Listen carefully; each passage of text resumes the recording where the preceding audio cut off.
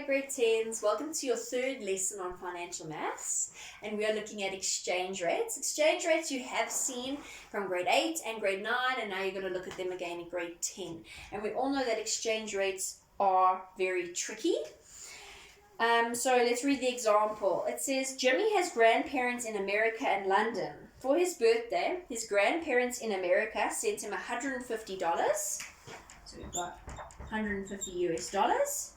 And his grandparents in London sent him 75 pounds. Okay? It says, using the table below, calculate how many South African rands Jimmy receives. So I first need to do the conversion for the dollars and the conversion for the pounds and then add them together. So using the table, I've come up with these things. The first table, and I'm just looking at the dollars, so I'm just looking at the first row. It says exchange rate rand to currency. So rand to currency means 1 rand gives me how much currency, okay? And just next to it in the second column, it says currency to rand. So 1 currency gives me how much rands, and this is how you should see that table. I hope it makes sense to you. So if I'm converting 150 US dollars, the easiest exchange rate that I'm going to use, although the same, would simply be here. Because if I put in 150 euros here, how much, $150 here, how much do I get out? Well, it's easy, because here I've multiplied by 150, so what I do to the one side, I do to the other side, and I multiply that exchange rate by 150. And when you're doing it, please put in the full decimals. You're not rounding off. This is the entire exchange rate. I promise you the bank will not let you get away with point of a cent even. So you use the full decimal place, and when I times it by 150, the amount of rands he got from $150 is 1,108 rand. And I'm also again not going to round off my decimal places just yet because it's not my final answer. So these are my decimal places.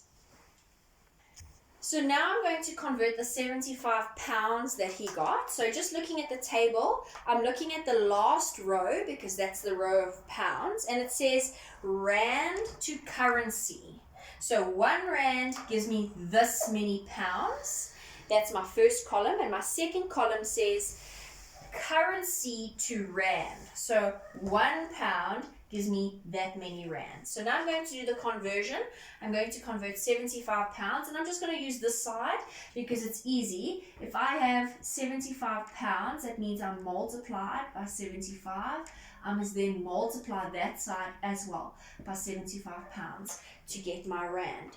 So I take 11 rand 0.120063 and I multiply it by 75, and I end up with 834, not rounding off, 0.004725 rands. Why have I not rounded off? Because I want to know how much money he gets in total. So I'm going to add together how much he got from the dollars and how much he got from the pounds. So my final answer is going to be the pound exchange rate, the dollar rand exchange rate. So 1,108,82775, and I'm going to add the pound amount that I got, 834,004,725. So in total, and this is what I can now round off because it is my final answer. It takes a bit longer to put into your calculator, but you have to do it. In total, I get 1,942,83. I must round it off at the end because it's my final answer. Part B of the example says, calculate the number of euros Jimmy received if he converted his money into euros for a holiday in Europe. So now I'm going to look at the second row because the second row talks about euros, and we have the rand to currency exchange in my first column. So the rand to currency means 1 rand gives me that many euros, and then I've got the currency to rand exchange rate, which means 1 euro this is my second column that I'm talking about, gives me 11. Oh, sherbet. I've messed up.